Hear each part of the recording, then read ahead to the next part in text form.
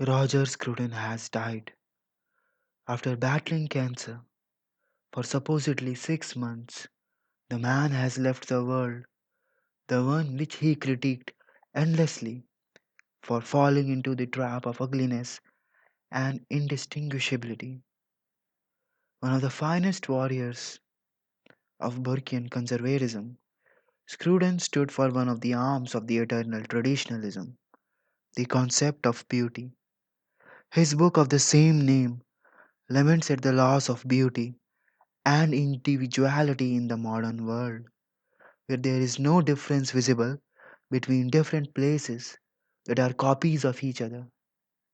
High rising skyscrapers, default industry made products, and minds devoid of actual creativity and ingenuity, and all of that slowly leading to the supremacy of base desires and the low class culture over the high class one, was what Scruton talked about.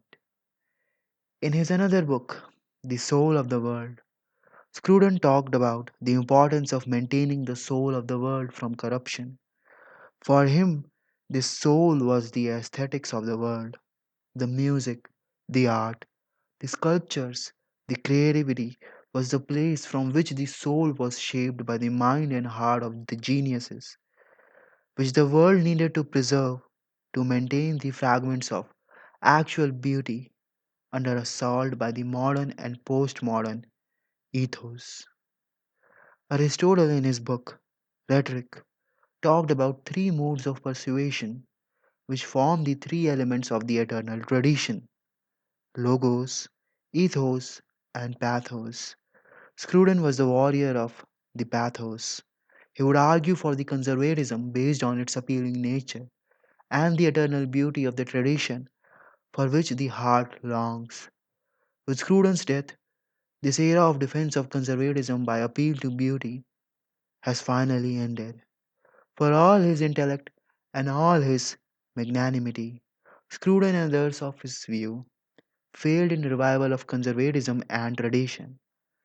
The great tree of tradition is now without its leaves, the signifiers of joy and life. The new era of traditional warfare does not need beauty, for beauty, while being the one that attracts the heart and the mind, is still weak against the force of the time. The path of pathos has failed, and one of its staunchest defenders now has bid goodbye to the world.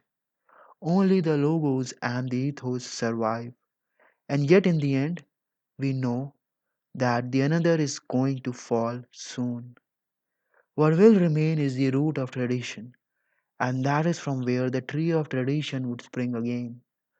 But somewhere Scruton would still be happy because he gave us what the modern world failed to provide: the knowledge of ugliness of modernity and the hidden ingenuity that exists in the mind and hearts of the people, which expresses itself in the genius of some.